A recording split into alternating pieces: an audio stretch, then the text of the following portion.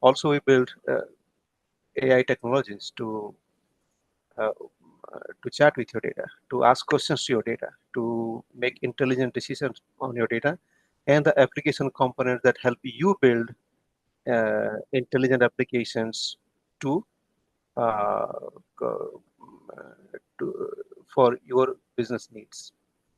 Um, Now, without much ado, I'll go into a few. Okay, these are us.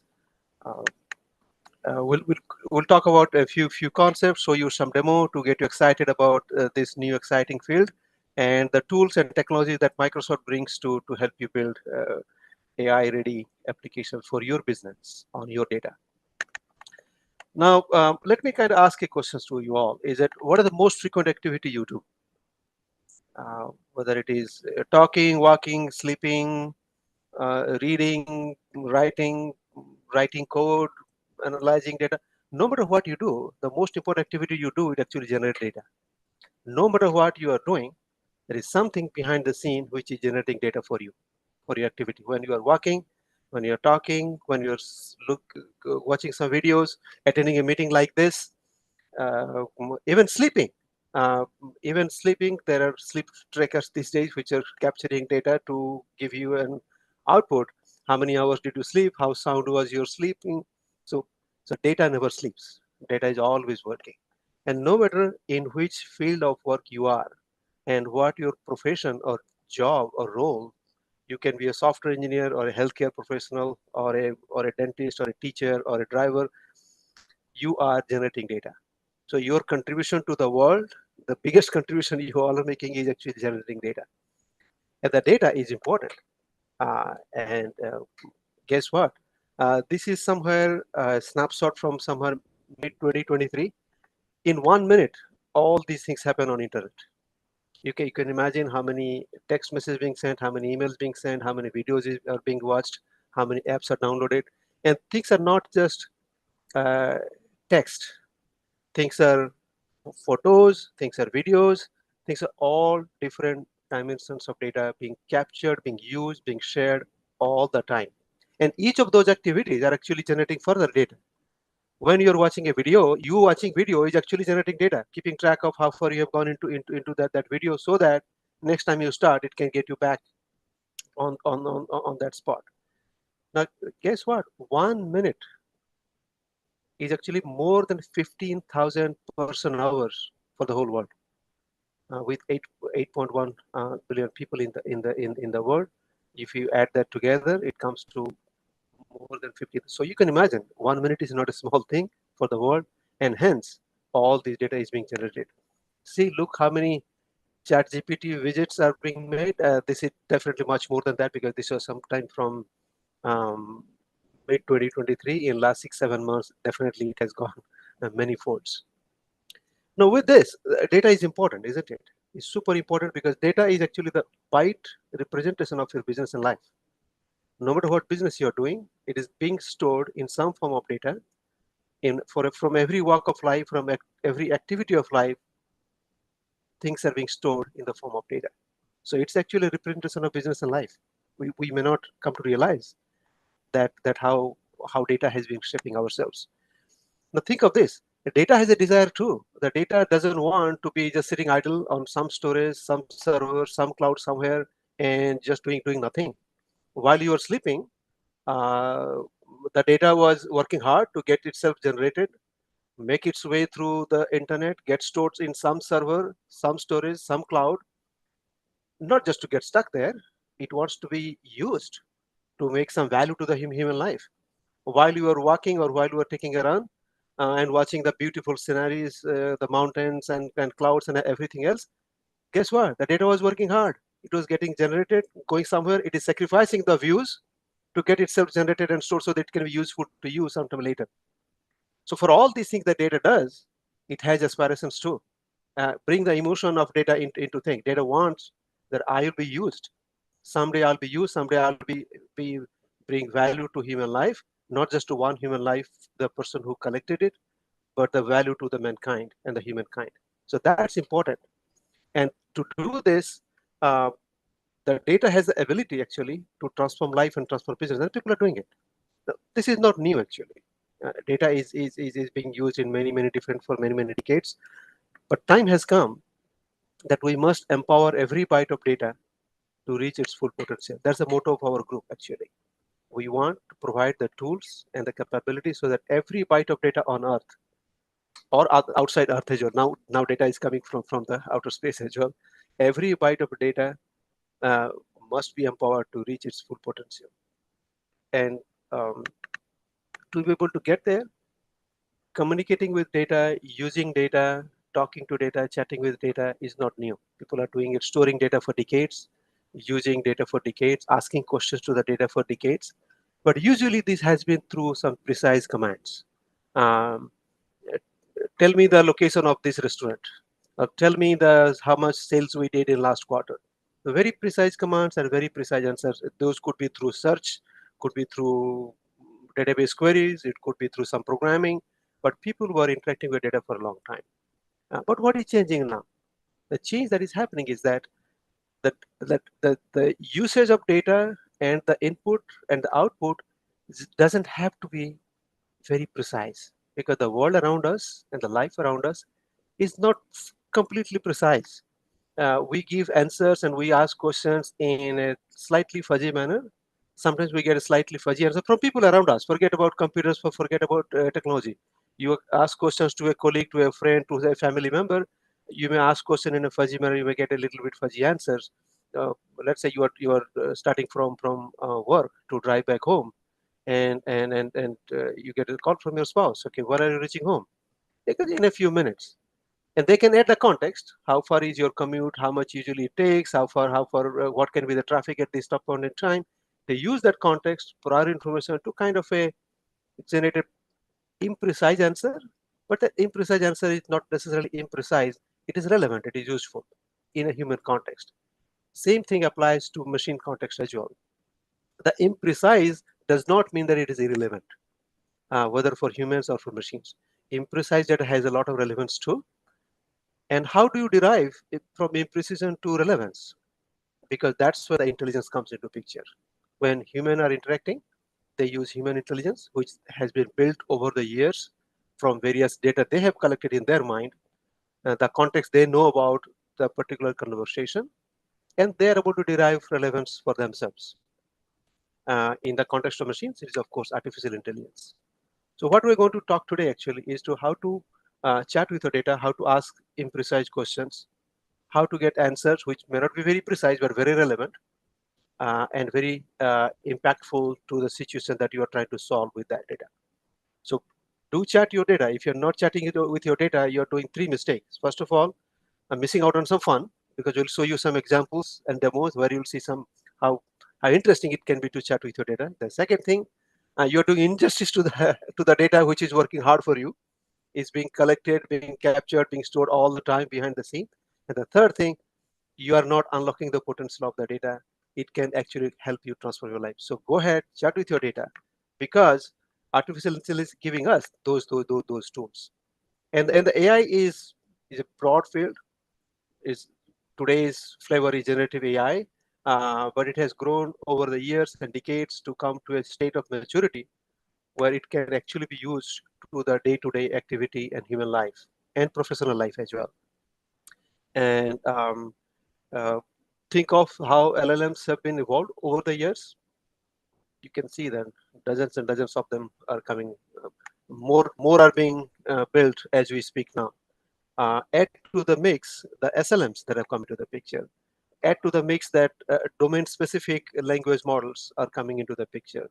Add to the mix that large vision models have come, large speech models are coming up. So all these multiple dimensions of data has helped us to come to a state of technology where we are actually at an inflection point. We are at an inflection point where these technology are very ready to be applied to our world, our business, to really make sense of it. Over to you, Muazma, and show us some cool stuff. Thank you, Sanjay.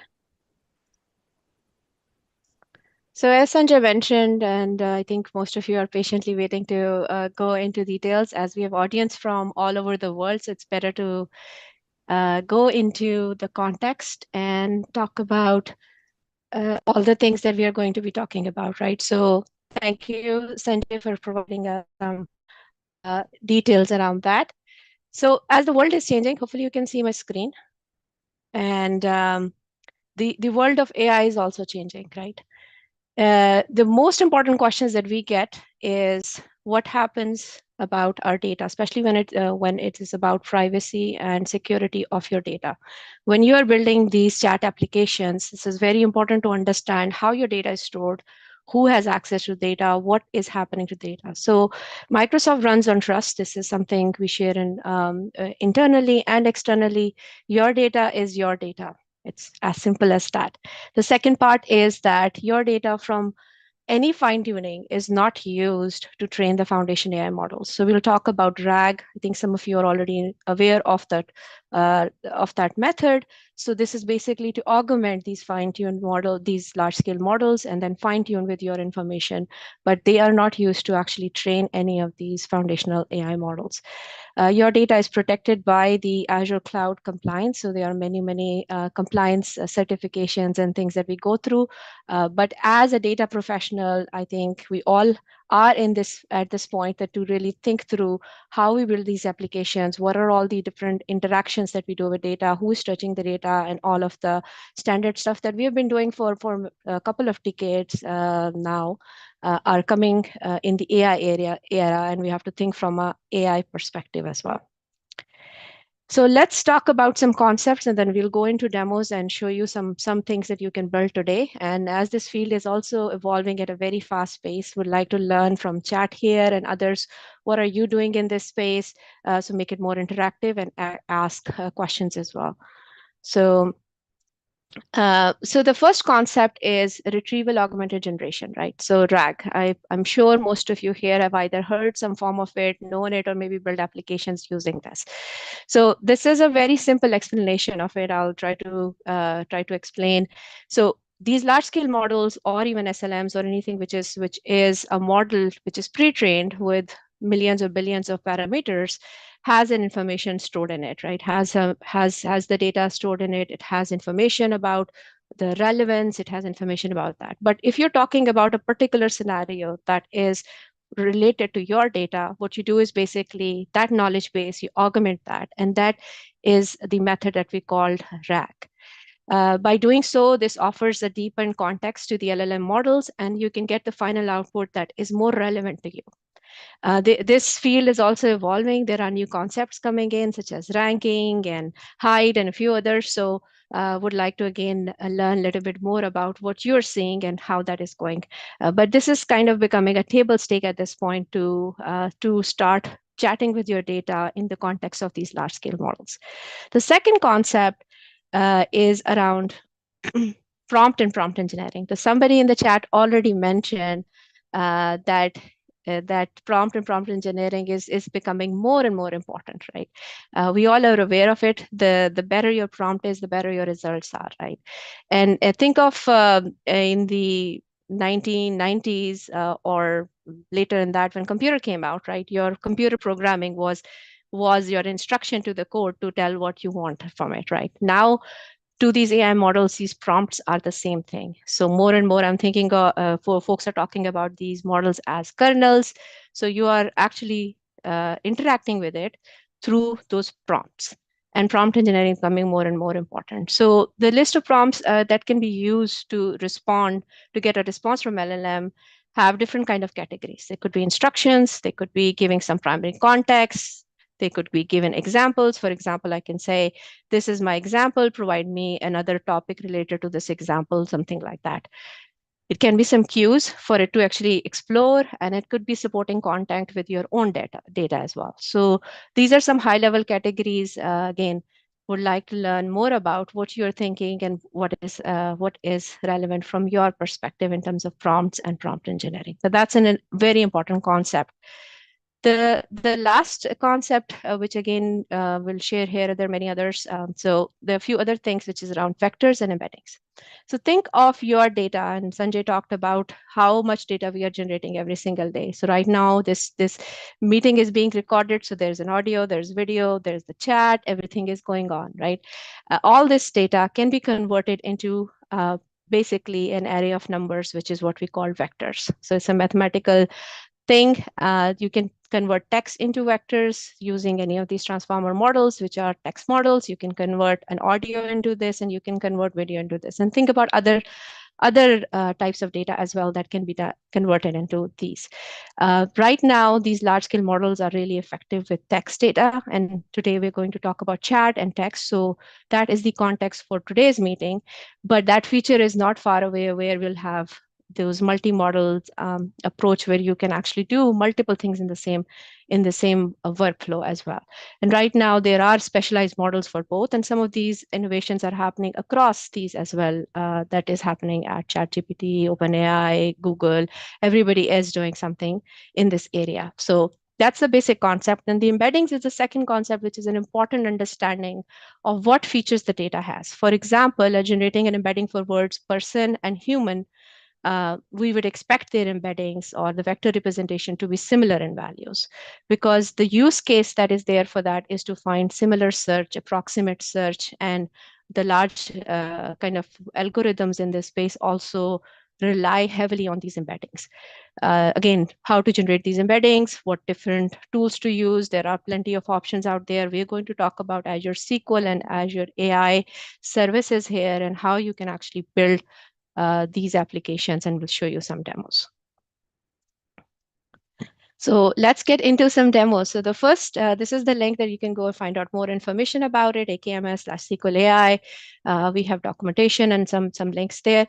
But let's get into the first scenario. So this scenario is you have, let's say, a database with product data. We've taken Walmart data, and that is currently stored in your product table and a few tables, right? So it has product information, it has product links, it has the URL, it has the list price, and a few other things. So thinking of how you can actually create a RAG type application where you can chat with this data and learn more about this product is what we're going to show you in a second. But before I go and show you a live demo, I am going to talk about the architecture here. So your data is stored in, and all your applications that currently are storing data somewhere, some kind of data stores. In this case, this is Azure SQL. That's the team that I work in, which is we are innovating in this space and how you can actually take this data. There are terminologies such as data enrichment that involves chunking, index projections, and other methodologies there. So how effectively you can take this product data, which is in text and product description, chunk that out, and then can send it to a service in Azure, which is called Azure AI Service. So this process is what we call integrated vectorization. Vectorization is the process of actually converting your data into vectors and then using embeddings. Now we provide you options to do this vectorization during ingestion, and then you can actually use OpenAI, even Azure OpenAI service, or a custom model. So as long as you have access to any custom model, it could be your own model, which is a specialized knowledge base. It could be a large scale model. It could be an open source model. It's totally up to you that you can use for this process. And once you have the things stored and you have the co-scientist and some of those things that I will talk about in the demo, we call this process of indexing, that you index your data and then you run an indexer on a regular basis to keep your data up to date. But for example, if you do it for the first time, then it takes everything, but then your data is also changing, right? You want your chat to be still relevant as well. So in SQL, we have a process called change tracking, which makes sure that any changes that you've done to the data can stay up to date as well. And then it's as simple as kind of building a chat application. So I'm going to show you a chat playground. We are going to try out that live right now. And from that chat application, once you're happy with the result, you can publish it to any application, any front end, any business users to actually use that chat application to chat with your product data. Any questions on the architecture before I kind of show the demo? Okay, I'll keep going and probably will get the questions at the end. So this is the Azure OpenAI Studio. This is where I've already set up a connection point to my product data. This is my indexer in Azure AI Search.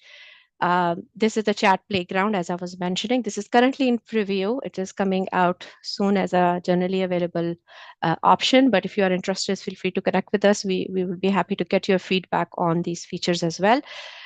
The components of your data and how you do that, that's available today. This chat playground area is in preview, so that part you can still you can do through code at this point. So what you have to do to actually get to this point, and I will show you the live running test for this, is in the Azure AI Search, which is Azure Cognitive Search, it's the name commonly known for that. You actually go ahead and connect your data source. So I have a few different data sources here. In this case, I'm using this product data from Walmart. This is my SQL database. Once I connect to the data source, I create an index on it. So index defines what columns and what is the definition of that data. So in this case, I have a product data. I have the URL for it. I have product name and price, list price, sale, some other information. I do have some vector embeddings also for another project that I'm doing, but I'm not using that for this particular case because I want Azure AI Search to do that part. The last thing that you have to do is to run on some frequency. So right now, I believe about 17 hours ago, I ran this indexer on it. And then you can set up a frequency to refresh on some frequency, right? So you can do it on daily, every few hours, depending on how much your data changes and how much of the change you want to see on the front end. So that is how you get to. And I see a comment, the screen is too small. So let me just zoom in. Hopefully it's better. So I was showing the Azure AI Search, the three options, the data sources, which is this one, the indexers and indexes. So now that you've set up the Azure AI Search to actually get connected to your data, this is the chat playground where you will just point to that index that I've just created. So that has already been created. So let's try out. So this is my product data. This has Walmart product information. What I'm going to do is I'm going to ask a question about um, about my kid's first birthday product. So what products to buy for a kid's first birthday? That is the question. So zoom in again. Hopefully it's better. So let's see. And it is going to go in and take the index data. It is going to connect to the large scale model to get more context, and then it's going to provide me some information. In this case, it's starting to send me results based on the retrieved documents. Here are some products that you can consider buying for your kid's first birthday. And it should show more as well. Yeah. So it has shown a few products. So it has the Ark Animal Baby Babe. It has some Monster Bash dessert cupcakes. That sounds good, and then a few others. It also gives you the citations and references. So if let's say if I go on this one, it is actually the data coming from my table. So that is a great kind of way I can actually click on that link and see the data as well. So let's try another query here, which is for what are the best product for living room decoration. So let's do that since I would like to redecorate my living room, and you'll start seeing some results showing up.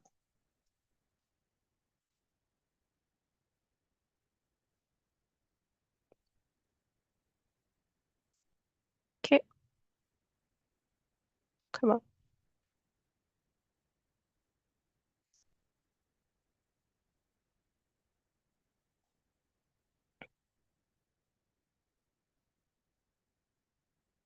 Okay, my screen. Okay, screen got frozen, but result has been shown. So it has some of these dress your windows, some spray that will make your room smell great, and some other decorations as well. So again, it shows all these citations where this data came from, what decoration it had. So let's see if this link works. So yeah, this one is probably taken out, but This is coming from the actual database as well. So that is the kind of beauty of it. So you can start chatting with your data in this case and then see if this is something that makes sense for your applications. Once you're ready to actually deploy this application, this chat, you can go ahead and create that new web app or an already existing Azure Copilot app that you might have created as well. So this is just giving you an overview of how you can get started.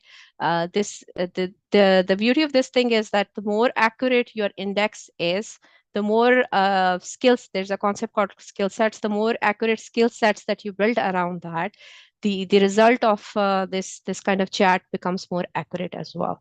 So again, this is something I just wanted to kind of give you an overview to look at, and then you can get more creative with it. So I see somebody posted a question: which items are sold in Q2 and Q3 of 2023? That is a great question. Right now, I have indexed it on a product table, not on sales data. But if you have sales data associated with this product table, then you can really run this query as well. I did test yesterday some of the other things like that as well. Um, okay, so if keep your questions coming, and yeah, so I see a question here. I will take that right now. Is creation of index necessary to query? No, it is not necessary to query. You can actually, if you want to use the Azure AI search chat playground, then using that index one time at least is necessary, because that's how it gets the information. It keeps it in the logs and all of that. But if you want to do it directly from your database, then you don't need to actually create that index. This is the first scenario where I'm using Azure SQL DB with Azure AI Search. I have a second demo where you don't need to actually go to any other service, and you can do completely within your database as well. Uh, whose data is this? This is Walmart data. So that's the data that I've used. And if you want to see quickly, I can show you the product table as well. This is what my product table looks like. And this is the data I have. It's taken from their e-commerce website, and it has product name, description, list price, a bunch of other information about that. And then I've also done some other vector embedding on it as well. So this is the data that was on the background. Okay. Now, I think we are good on time, so I'll move on to the next demo. So this is the first scenario where you can actually chat with your data directly. The more complex your data is, you have to spend a little bit more time today to figure out what is the right level of data that you need to index, how often you need to run the indexers on top of that, and then really work with that. And I see some of the good questions coming in about hallucinations and others, so we'll get to that towards the end as well. Now, this is the demo I already showed. So let me go on to this was my backup in case my live demo does not work. So the second scenario is similarity search, right? So again, the first one was also kind of similarity search, but showing you really a chat app, which is an AI-ready application for you to build on your data. There are some limitations today with this, right? As this field is also evolving, how much data you can store in indexers, how costly it is, how many tokens there you have to use, and all of that. So all of those are good considerations. And if you have a particular scenario, please let me know your details as well. I see one question, so I'll take that. Is it live data? What was the item you chose 17 hours ago? Yeah. So the data in the database is taken from a open source data set. So uh, the the link that I clicked on said that link doesn't work. So if you're the idea of this application was to show you that if you have live data in your application, then you can run an indexer, and that should be the current one. The one that I tried last night in the demo, the link was working. So some of the products might be in this table that are not working. So if let's say there was a field which said which is active or which is being currently, because website has a lot of data which might not be, you can use that as part of the chat as well. So that's a great question. Okay, so now moving to the next scenario, which is similarity search, right? So in this case, this is a common scenario which we hear from customers, that in that you don't want to take data out to another service. You want to stay within the boundary of your database, the compliance for compliance reasons, for your own VNets and security and whatever, right? So in that case, you don't want another service to actually index your data, right? Or you have a scenario where as part of your app, you want to build some applications in your app itself. So the moment you're writing data to a database, you want to get some similarity related to it, or have another interface in your app where somebody is chatting with the data as well, or learning more about your data. So in that case, this is the scenario. So in this case, let me go over the architecture here as well, and also talk about what are the components for this as well. So Azure SQL Database has this capability that you can call from within that. There's a stored procedure called SP invoke REST endpoint. Any REST endpoint that you have access to, be it OpenAI or Azure Logic Apps or any of that, or it could be your own model such as Llama or anything like that you want to run. If you have access to that as a REST endpoint, you can call the stored procedure directly from within your code, and then do a REST call to it. And then depending on your model, how you have set up the API, all of that, you can get the result back within the SQL boundary. So that's the process on the right side of the screen.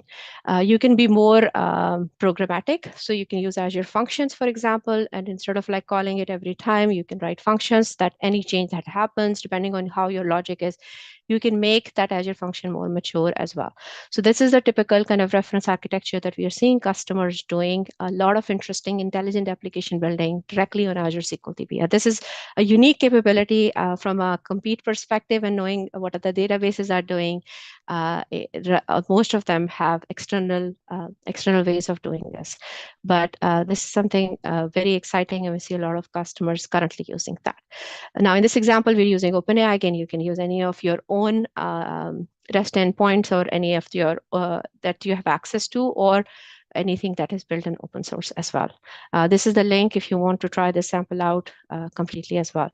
But let me play this video. This is a recorded demo for this. So in this code base, let's assume there's a Wikipedia data. That's the data that's stored in it. We are going to actually uh, input text is the Foundation series by Isaac Asimov, who's a famous person that you might already know about.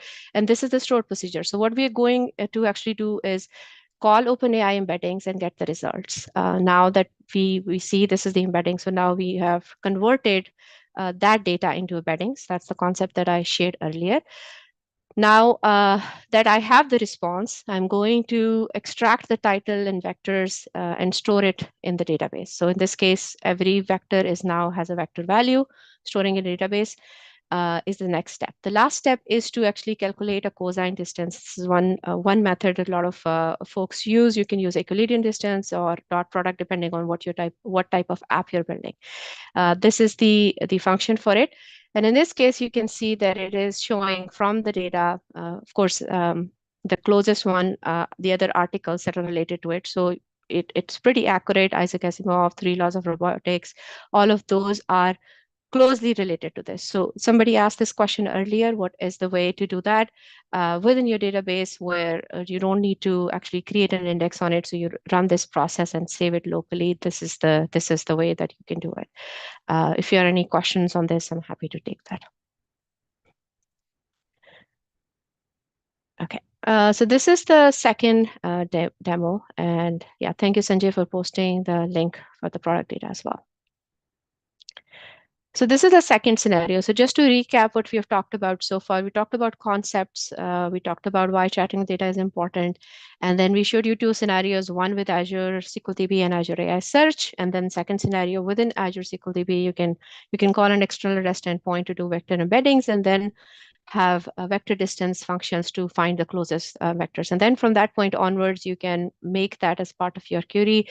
Anything which is relevant to your questions, you can actually get your results directly from your database right there. And then it's up to your creativity how you want to build the app. We have some examples on the links that I've shared where you can see more details. Actually, there's another sample that you can find where we built a session finder for recent two conferences. One was done for .NET conference in November, where you have abstracts and titles, and that was actually part of the website.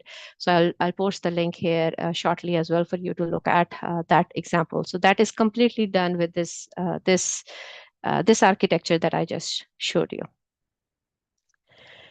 Now, giving it back to you, Sanjay, to talk about copilots and NL to SQL and chat. There is a demo that we have, which is pre-recorded. It was actually done for November conference, and we are going to talk about that. I need to share my screen, right? I can do that if you want me to just. Yeah, you can, so that we don't have to keep switching. If you don't mind, play that video. So folks, so this is a recorded video from a conference we had. We are back again at the past summit. I think last year we were here, we had a little competition. Pretty sure I won. You? Yeah. I don't think so. Oh no, I think so. Anyone remember? Yeah, it was me. No. Oh, what? So. Yeah. Okay. All it's right. okay. Well, whatever. All right. It's all right. You want to do another competition? About what? SQL. You know SQL, right? Anna, I've written 4 books. Yes, I know SQL, of course. Okay, all right. So let's do it. You don't mind then if I use a little copilot? A copilot. Bring it. Yeah, let's see that. Okay, all right. Okay. So we're going to do a competition. What's this for? 3 rounds. I've got my easy button. Now, whoever hits the easy button first for each round wins that round. It's easy. Well, if you've got it solved. Okay, let's go. Okay, so let me show you the setup here. Okay, what do I got? Okay, so I know it's a little small on your page because I want folks to be able to see both of our screens. Okay. On the right, that's your VM. I got Azure Data Studio set up. We got of course, Azure Data Studio. Okay, that's Azure fine. SQL Databases. Okay. You're going to use today. Okay. For the first problem, you're going to use the first database. Okay, all right. All right, I'm going to use the portal. Okay. All right. Okay. So the first problem is developers have reported the database is performing slowly. Performance. It's my bailiwick. Got it. Let's you do ready? It. I'm ready. Let's go. Let's go. Ready? Okay. Okay. Go. Okay. Let me connect over here. All DMVs, baby. I know it all day long. All right.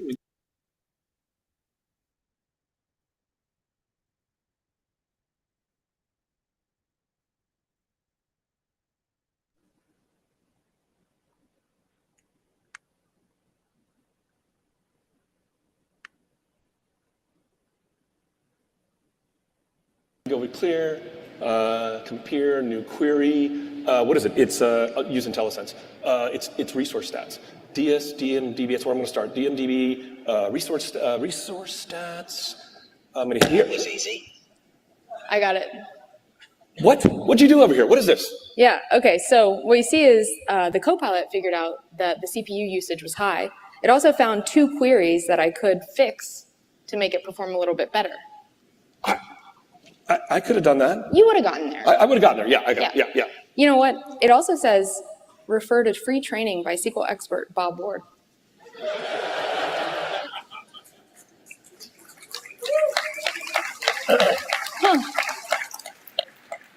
It's okay. Hoffman. Okay. It's okay. All right. Okay. You ready for problem 2? Bring it. Let's try problem 2. Let's do it. Okay. Okay. All right. Now what are we going to do? Okay, so for problem 2, okay. Some folks have been reporting that they can't connect to the database. Okay, that's easy. No problem. Now, for this one, you're going to use the second Azure SQL the database. One that's red there. The one that's red. Could be down. Okay, you ready? Yeah, let's go. Yeah, I got it. Okay, I'm just going to connect first. If I can connect. Wait a minute, some can't do it. Okay, event log. Let's go here from, can't type. Come on, Bob. It's event log, isn't it? That was easy. Come on. Got it. What is going on here? What does it say? Okay, so what it says the Copilot found, did some basic checks and then said 7 connections were blocked by the firewall rule. Then said, hey, you can open the firewall settings and, figure out how to get folks. I would have gotten there. You would have gotten there. Yeah. Bob, do you like baseball? The Rangers won the World Series. Of course I like baseball. That's 2 strikes. Hoffman. Okay, all right. Give me another chance. Okay. Another chance. Give me a chance. Yeah. All right, last problem. Okay.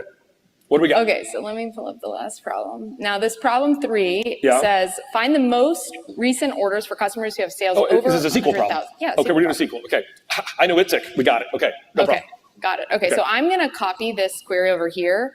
What are you doing? But I don't want it to seem like I'm cheating. Yeah, it looks like you're cheating. So what I'm gonna do is, by the way, for this one, you're gonna use the first Azure The SQL first database server. again. Okay, I'm writing a query basically, but I got to see the problem. Yeah. So what I did is in the File Explorer. Okay. Down there at the bottom. Okay. You see that problem 3. Oh, I got it marked down. Okay. Yep. Okay, got the problem. Okay, got it. I don't want you to think I'm cheating. Well, yeah, kind of seems like that way. Okay, all right, here we go. All right.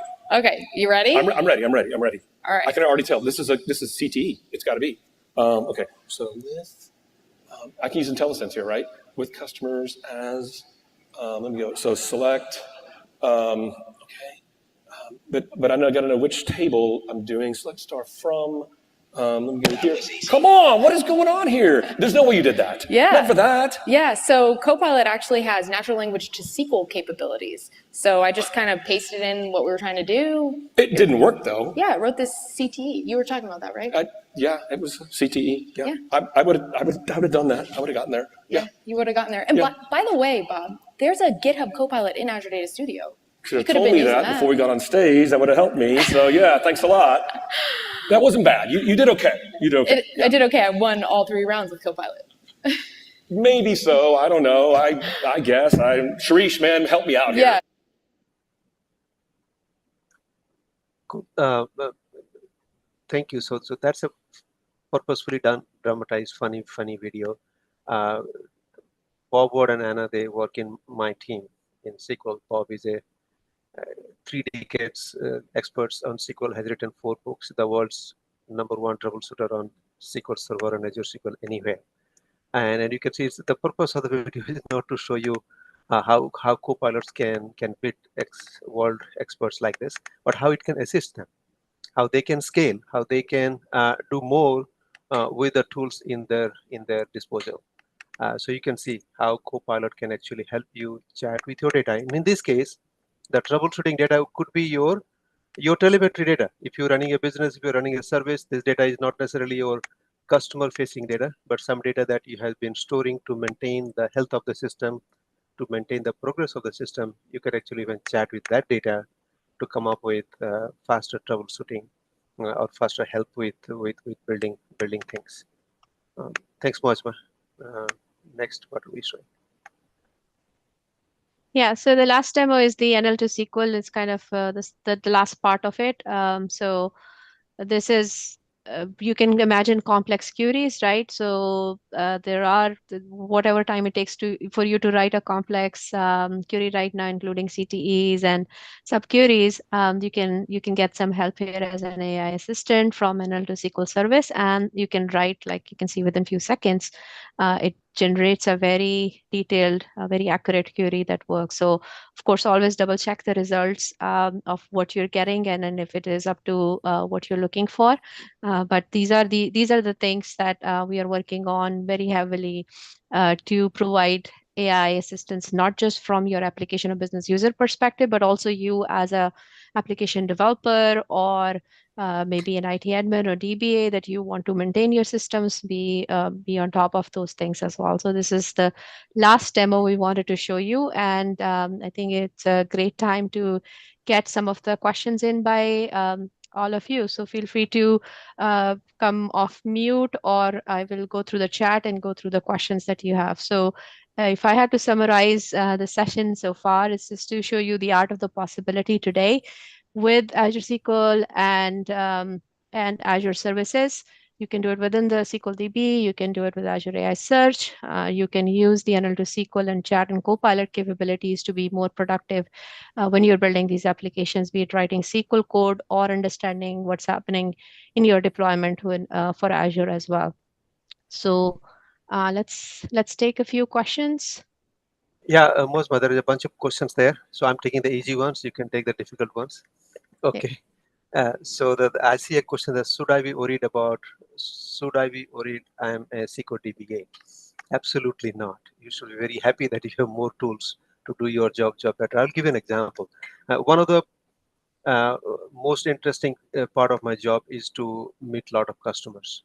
Last month, I met a customer, very big customer. All of you, I'm sure, have consumed their products, and they have thousands and thousands of databases. And what they were telling me, they have kind of come to a situation where the databases have proliferated so much. They have a ratio of 50 databases to a DBA, and the DBAs are um, um, not able to keep up with what patches to run, what security updates to run, when do I go rebuild my index, when I do not, where is the performance of these thousands of databases, which database is poor in performance, which all those kind of things they do come into the picture. They can barely keep their head above water managing such a huge farm of databases. And this is where the tools like Copilot comes to help. It can help your productivity, and it can give you more tools so that you can do actually more. Now these DBAs, they are barely keeping their head above water just to maintain the databases, let alone figure out how to use new features that have come, let alone how to figure out, oh, how do I use JSON in the database? How do I use column storage in the database? They will find a lot of opportunity. But if their head is underwater, just maintaining the database, just doing troubleshooting, just doing applying patches, then they do not have the cool thing. So the thing is that as a SQL DBA, you should be very happy that some of the repetitive mundane tasks you can offload to copilots and other tools, and you can focus on more rewarding, more intelligent, more self exciting work for you. So you should be very excited. You should be very happy as a SQL DBA with these tools. Great. I see a question about, let me take that one. So I posted all the links. I see a question, which is our interesting one, which is often you want to do top K closes, not just the closes. That is a set. So what you're alluding towards, Hamid, here is a hybrid search or a combination of similarity search and something else. So that is something where SQL DB or actually shines, because our query optimizer is very, very accurate. So you can even before sending data for embeddings, you can actually summarize your data or filter your data and get the benefit of SQL DB engine to do kind of filtering before you actually send it for embeddings. And then once you get the results, you can do the top K query on top of that as well. So that's where I think it's a big differentiator for us when it comes to vector databases, which are very niche to think about just vector, whereas SQL DB has a inbuilt query engine, which has been known for many, many years and used by millions of customers today. And where you can use this terminology such as hybrid search. So maybe we'll come back and do another search on another session on hybrid search, which is a field again very, very much evolving, and we are innovating to see how these vector operations work with the existing engine. How can we make it more optimized? So it's a great question. Thank you for asking. So I see a few questions asking about links and the deck and everything that would be posted. I'm part of the Slack, so I will post that there as well, and we'll reach out to the folks who are looking for it. Can I use data stored in other data providers other than Azure? So in this particular example that we showed you, it is based on Azure SQL Database. But if let's say you have a flat file, you can directly connect with that. For large models itself, as I showed you, that you can connect it through the REST endpoint, any REST endpoint that you have access to.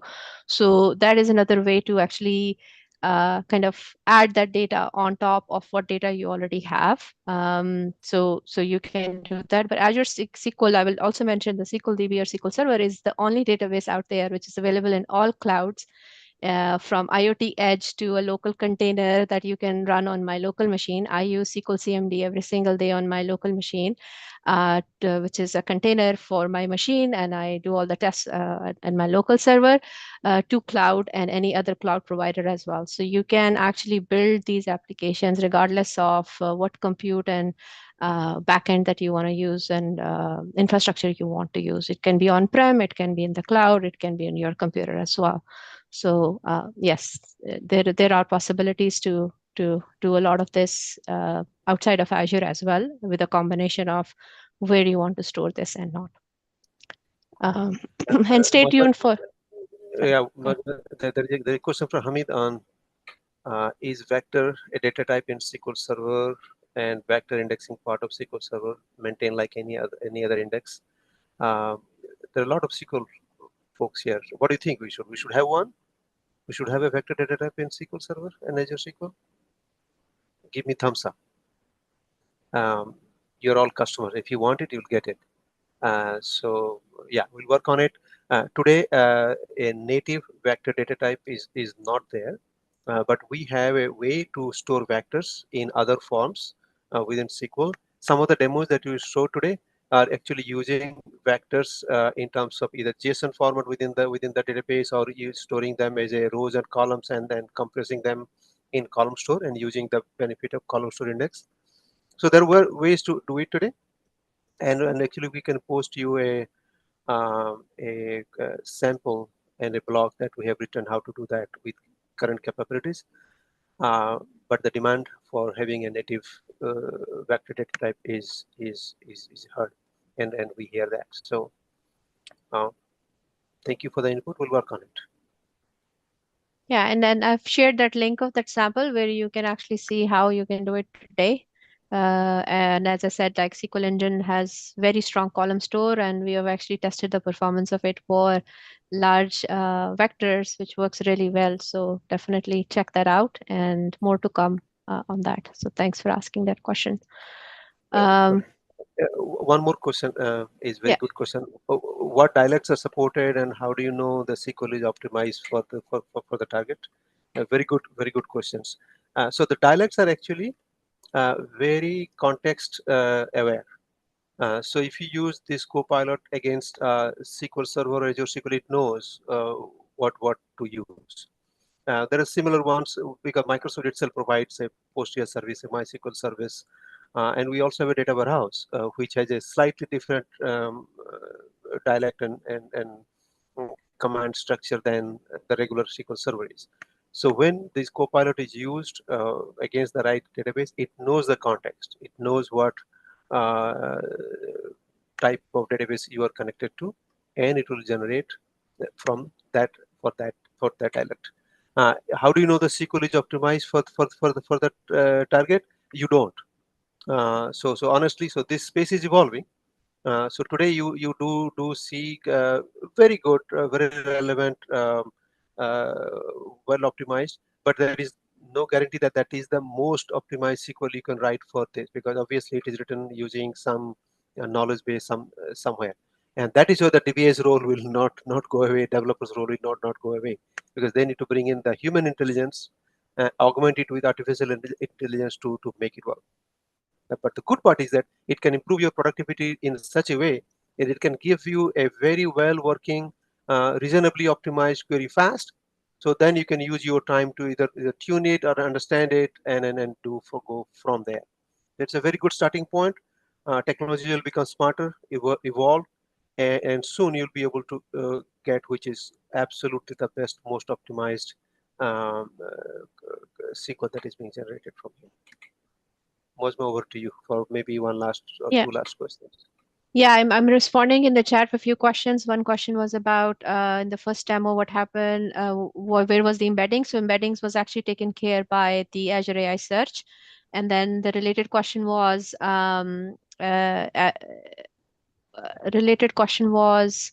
that I lost the question actually. So I'm trying to go through the chat, but there was another question. Yeah, the when dealing with thousands of tables, often text to SQL, just confused, all of that. So yeah, that's a very good question again. So in terms of if you have a large schema or large schema is not a problem, as long as you have a clear definition, and then there is a capabilities that we are building, and there some of them are there again to provide additional context to your schema. So let's say you have a product table, you have sales table, and a few other tables, and your table definitions are not fully reflecting that. of what type of data it is stored. So we do sample some of the data in these kind of services, and you can write better prompts to actually do that. And then you can actually provide another context, maybe a metadata file which has more information about that to make it more accurate. I would recommend you to test for the most common scenarios. And then even in your apps, when they go public, have a feedback mechanism in place so that you can actually see what results is generated based on what data. In any of these architecture that I showed you, when you actually run these LLMs with a RAG and have context, that context of how it generated that context is also the large models or even like SLMs, they do return that information to you. So it's very important to double check and click like how it arrived at that answer and what were the considerations it took into place, and how to make that repeatable is something, again, it's an interesting field that a lot of us are investigating and learning. So that's kind of linked to the earlier question somebody was asking about hallucination. So those are the concerns, that having a clear telemetry around understanding of how your model arrived at that solution. We have very clear responsible AI principles which involve the transparency and the results that we arrived. So we have very detailed kind of telemetry into understanding how this model is behaving, what context it's taking, what consideration it has done, and then what results it arrived at, especially for the most common use cases, both good and bad. And then human in the loop, another thing that you can add and have processes on top of it to make sure the results actually do no harm and provide you the right information. So this is, again, a field I'm evolving. I'd like to learn more about your use cases, but large number of tables is not the problem. It's the context and definition of the table, and metadata is something that makes it more effective. That, that's the benefit of machines. They can churn a lot of data, a lot of input very easily. Okay, good. I think we are at time. So thank you, everyone. We really appreciate for the opportunity and for you for joining, asking a lot of awesome questions. We have shared a lot of links, and you can, where to find us. Would love to stay connected and keep sharing, keep learning from you all, keep sharing our learnings. So thank you all. Thank you. Thank you. Thank you, Sanjay, and thank you, Muazma, for the wonderful session. And thank you, audience, for being amazing and interactive with all your questions. We will share the recording on the AI Camps YouTube, and any links or presentation decks will as well be circulated through email. So we hope you to see you all join us in our next session. Thank you, everyone, and have a good day. Thank you, Sanjay. Thank you, Miasma. Hope to connect with you once again. Thank Thank you. you. Thank you, Thank Jaya. you. Bye. Bye.